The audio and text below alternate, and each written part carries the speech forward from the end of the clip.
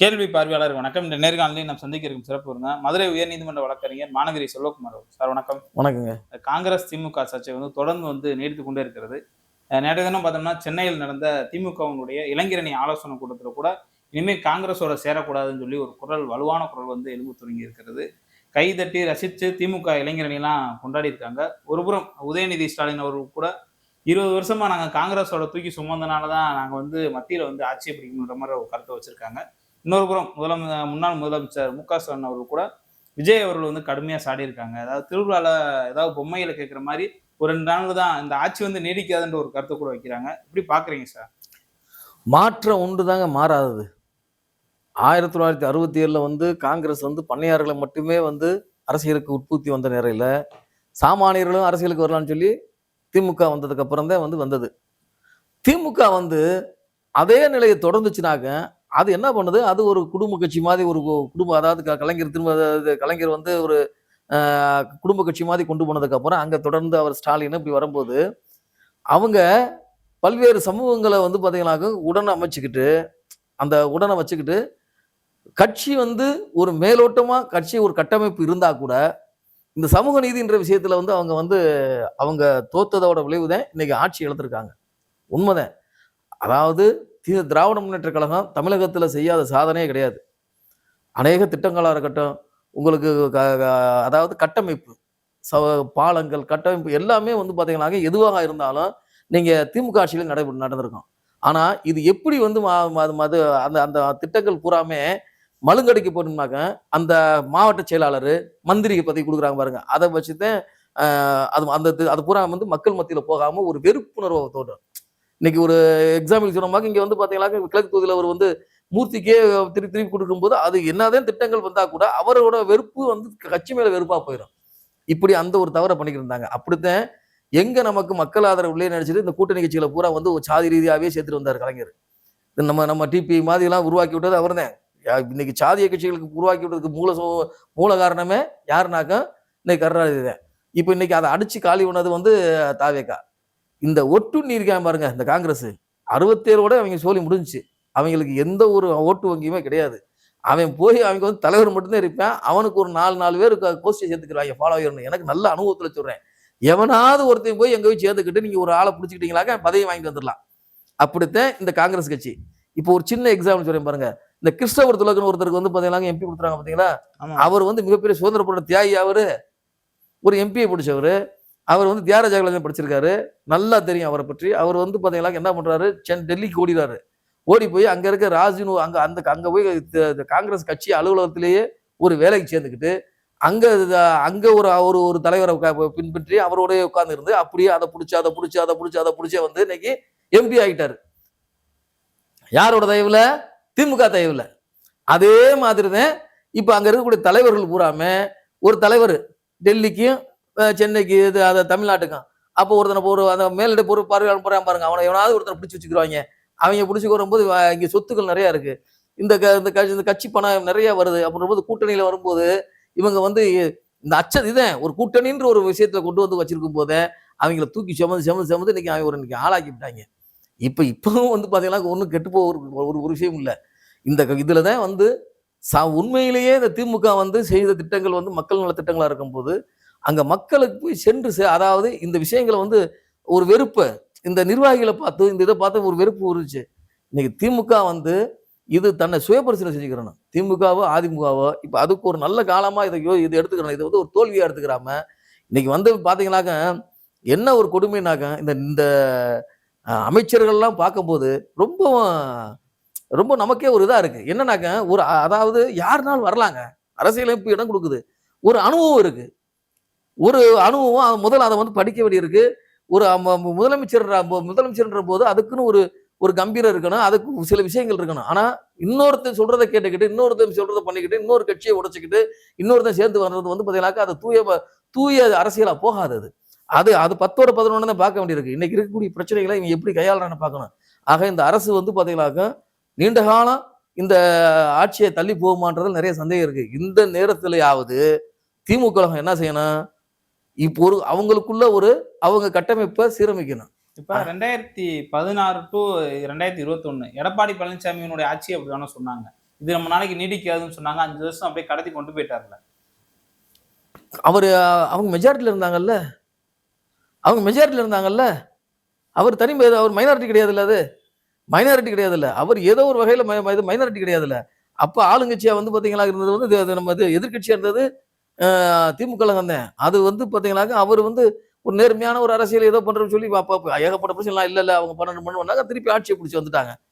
ஆட்சி பிடிச்சி வந்துட்டாங்க. இப்ப திருப்பி வந்து பாத்தீங்கன்னாக்க இந்த கடந்த காலங்கள்ல 5 ஆண்டுகள்ல வந்து பாத்தீங்கன்னாக்க நம்ம அதாவது சமூக வலைதளங்களோட வளர்ச்சி தான் வந்து பரிணாம வளர்ச்சி. பல்வேறு வகையில பரிணாம வளர்ச்சி. இவங்க திட்டங்களை போய் சரியான முறையில இவங்க கொண்டு போய் சேர்க்காதது இந்த மீண்டும் மீண்டும் ஒருவருக்கே வாய்ப்பு அளித்தது. திமுக கழகம் இப்ப அவங்க என்ன பண்ணிருக்கணும், மாவட்ட செயலாளர்னா அவங்களுக்கு வந்து போட்டியில வாய்ப்பு கொடுத்துடக்கூடாது. மாவட்ட செயலாளர்னா கட்சி பண்ணி பாருங்க. நீங்க வந்து பாத்தீங்கன்னாக்க அங்க அந்த பகுதியில் இருக்கக்கூடிய அங்க அந்த சாதி பார்த்து கூட கொடுக்காம, இங்க பிரச்சனை அதுதான். அவங்க களப்பணியாளர், அதாவது இவங்க எதுக்கு இவங்க வந்து பாத்தீங்கன்னாக்க இப்ப கூட்டணி இவங்களுக்கு ஒரு அந்த சாதி இந்த சாதின்னு கூட்டும் போது அப்பதானே வந்து பாத்தீங்கன்னா இந்த மக்களோட வெறுப்பு வந்து சம்பாதிக்கிறது. உன் கட்சியிலே இருக்கான்ல, நீங்க வந்து அதாவது தனித்தொகுதியிலே வந்து உங்க கட்சிக்காரனுக்கு கொடுங்க. நீங்க ஒரு பொது தொகுதியில வந்து பாத்தீங்கன்னாக்க உங்க அந்த பகுதியில வந்து அதாவது மாவட்ட செயலாளருக்கு ஒருத்தர்னாக்க அங்க போட்டியிட வாய்ப்பு வந்து இன்னொரு சாதிக்காரங்க கொடுங்க, இன்னொரு சமூகத்தை சேர்ந்தவங்க அங்க இருக்கக்கூடிய பின்தங்கிய சமூகத்துக்கு கொடுங்க. அந்த அப்பத்தே உனக்கு மாவட்ட செயலாளர் சொல்லுங்க. ஏன் மாவட்ட செயலாளருக்கே வந்து பாத்தீங்கன்னாக்க மாவட்ட செயலாளர் பதவியும் கட்சியில கொடுக்குறது, அதே மாதிரி போட்டியிட வாய்ப்பு கொடுக்க போதுதானே அங்க கட்சிக்காரனுக்கே வெறுப்பு வருதுல சில நேரங்கள்ல. இதை மாற்றி அமைச்சாவே சரியா இருக்கும். நீ ஒரு அதாவது இப்ப என்ன கேள்வி வரும்னாக்க, அப்ப நீ மாற்றுதுன்னு வாங்க, அது முதலமைச்சரை மாத்துன்ற போது ஒரு கட்சின்றது ஒரு தலைவர் அப்படின்ற தேர்ந்தெடுக்கப்பட்டதுக்கு அப்புறம் இப்படி வாய்ப்புகளை பகிர்ந்தளிச்சு எல்லாருக்கும் சம வாய்ப்பு கொடுக்க போகும்போது இந்த மாதிரி ஒரு பிரச்சனைகள் வராது. எனக்கு இவங்களுக்கு கொடுக்குறோம் அவங்களுக்கு கொடுக்குறோம் அப்படின்றது வராம இருந்துச்சுனாக்க இந்த கட்சி வந்து திரும்பி வந்து பாத்தீங்கன்னா ஆட்சிக்கு பிடிக்கிறதுக்கு இந்த வாய்ப்பு இருக்கு. இந்த தோல்வி திமுகவுக்கு வந்து காங்கிரஸ் சேர்த்துக்கிட்டதுனாலதான் ஒரு கருத்து வருது. அது உண்மைதானாங்க சார்? காங்கிரஸ் சேர்த்துக்கிட்டு யாரா இருந்தாலும் அடிச்சுட்டு போக என்ன செஞ்சுருவீங்க நீங்க? இது அதாவது ஒரு மௌனமாதிரி இருந்து விசில ஊதிட்டு போயிட்டாங்க. 108 தொகுதியில என்ன பண்ண சொல்றீங்க? விசில ஊதிட்டு போயிட்டா யாரு எவனுமே கணிச்சிருக்க மாட்டான். யாரு கணிச்சா? எவனாவது வந்து பாத்தீங்கன்னா ஒரே ஒருத்தர் இந்த பிஜேபி காரந்தே கணிச்சு அது எக்ஸைட் பூல்ல வந்து பாத்தீங்கன்னாக்க இது ஜெயிக்குன்னு சொன்னானே தவிர வேற எவனுமே கணிக்கல. இவ்வளவு பெரிய எது விஷயம் வரும்னு கிடைக்கல. ஏதோ நடந்துருச்சு. இது வந்து இது அதுதான் இதுவுமே ஒரு நன்மைக்கே நினைச்சுக்கிறேன். உதயநிதி ஸ்டாலின் சொல்றாரு 20 வருஷம் உங்களை சேர்த்துக்கிட்டனாலதான் எங்களுக்கு தொடர்ந்து பின்னடைவுலாம் இருக்கு அப்படின்னு சில இடங்கள். ஆமா, மத்தியில வந்து அந்த இருக்கும்ல. இப்ப இன்னைக்கு அதை அவங்க அங்கிருந்து வெளியே வந்துட்டாங்க. அதாவதுங்க இப்போ ஒரு முடிவு எடுக்கணுங்க. இவங்களுக்கும் திமுக வந்து ஒரு தக்க பாடம் எடுக்கணும்னாக்க பாஜகவும் தீண்டத்தகாத கட்சி கிடையாது. நான் திரும்ப ஒரு விஷயத்த அதுவும் அதாவது இப்போ ஒரு விஷயத்த நான் சொல்றேன் கேளுங்க. இப்ப நான் தெளிவானது இது வந்து மக்கள் மத்தியில தெளிவா நம்ம சுட்டி காட்ட வேண்டிய கட்டாயம் இருக்கு. இன்னைக்கு இவங்க என்ன பண்ணாங்க, திமுக வந்து நாங்க சிறுபான்மையினர் காவலர்னாங்க.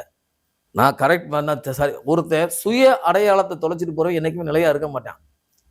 இங்க இருக்கக்கூடிய முகமதியரும் சரி, கிறிஸ்தவரும் சரி, இங்கிலாந்துல இருந்து வரல, அரேபியால இருந்து வரல, இங்க இருந்து மதம் மாறிகள் ஏதோ ஒரு அடக்குமுறையில மதம் மாறி போயிருப்பானே தவிர அவன் பூரா அந்த மதத்துக்குள்ள இருந்துகிட்டு அவனை நிலைநிறுத்தையும் பார்ப்பானே தவிர இந்த சாதி அடக்குமுறை ஒடுக்குமுறைகளை பார்த்தீங்கன்னாக்கா அவன் உச்சமா இருப்பான். ஏன்னா அவன் இங்க இருந்து போய் அவன் ஒரு முற்பட்ட சமூகமா காட்டிக்கிறான்னு நம்ம ஒரு இதா பார்க்கணுமே அவன் தான் சொல்லுவான். அவன் பாத்தீங்கன்னாக்க இவங்க தலித்து எஸ்சி இப்படிவான், அங்கிட்டு போனா மாமு அப்படின்னுக்குருவான். இவங்க பூரா இவங்க நம்பினதுனாலதான் வீணா போச்சே தவிர காங்கிரஸ் நம்பி கிடையாது. என்னன்னாக்க இன்னைக்கு பெரும்பான்மையான முஸ்லிம்களும் கிறிஸ்தவர்களும் விஜய்க்கு வாக்களிச்சிருந்தது உறுதியா தெரியுது. ஆனா பெரும்பான்மையான இந்துக்கள் வந்து பாத்தீங்கன்னாக்க யாருக்கு வாக்களிச்சிருக்கா? திமுக வாக்களிச்சிருக்காங்க. ஆக இனிமே இந்த விஷயத்தில இருந்து திமுக வெளியே வரணும். திமுக இதுல இருந்து வெளியே வந்து இப்ப பெரும்பான்மை இந்துக்கள் இந்துக்கள் தானே ஓட்டு போட்டிருக்கேன் கட்சிக்காரனா இருந்தா கூட அப்ப சிறுபான்மை ஏமாத்திருக்கான்ல. இன்னைக்கு காதர் மீதன் வந்து பேசுன பேச்சு அன்னைக்கு பேசுனது நேத்து பேசுனது அவர் ஒரு முதிர்ந்த அரசியல்வாதி பேசுறாரு. அவரு பேசல இல்ல, ஏதோ ஒரு நெருக்கடிக்குள்ளாகி தானே போயிருக்காரு. ஆக இந்த விஷயத்தை வந்து பாத்தீங்கன்னா திமுக கவனத்தில் கொள்ளணும். அதுக்காக பாஜக கூட்டணி வைக்கணும்னு சொல்றீங்க? அரசியல் எல்லாம் சாதா சாயா வைக்கலையா? இதுவே வைக்கலையா? நான் திரும்ப சொல்றேன். அதாவது ஏங்க நீங்க எது அதாவது நீங்க நான் திரும்ப சொல்றேங்க, எதுக்கு யாருக்காக நீங்க வலுவா பிஜேபி எதிர்த்தீங்க? சிறுபான்மையினர் இப்ப சிறுபான்மையினர் உங்களுக்கு ஓட்டு போடல என்ன பண்ண போறீங்க? இப்ப பெரும்பான்மை சமூகம் தானே ஓட்டு போட்டிருக்கேன். அப்ப ஒரு 4 பேர் நல்லா இருக்காங்க, அதாவது பெரும்பான்மை யார் நல்லா இருக்காங்களோ ஒரு 4 பேர் நாசமா கூட போறேன்ற மாதிரி. அதுக்கு சாத்தியமா இருக்குமாங்க சார்? திமுகவுக்கு வந்து பாஜக தான் நேரடி எதிர்ப்பு, அவங்களுக்கு திமுக தானே எதிர்ப்பா பாக்குறாங்க. இன்னைக்கு 2 கட்சிகளுக்கும் தேவைன்ற போது என்ன செய்ய போறீங்க? இன்னைக்கு 20 வருஷம் இருந்த காங்கிரஸுக்கு முதுகுல குத்தும் போது குறைந்தபட்சம் வெளியிருந்து கூட ஆதரவு கொடுத்தா என்ன இருக்கு? நான் தமிழக நன்மைக்காக சொல்லுங்க. அப்படி ஒரு சூழல் வந்துச்சுன்னா வந்து ஆமா 20 இப்ப 22 எம்பி இருக்காங்க.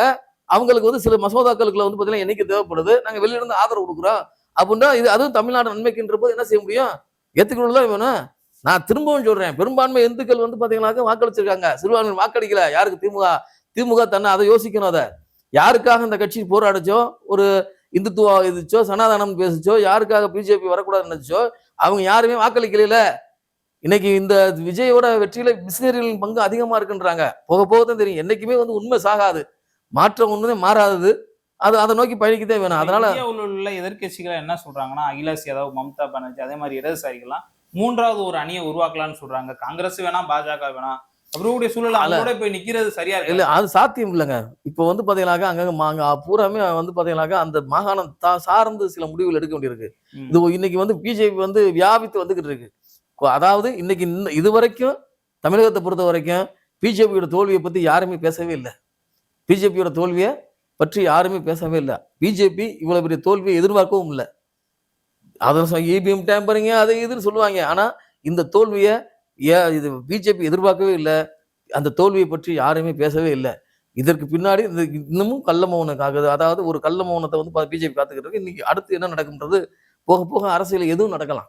ஓகே சார், நடக்கலாம். நன்றி. நன்றி.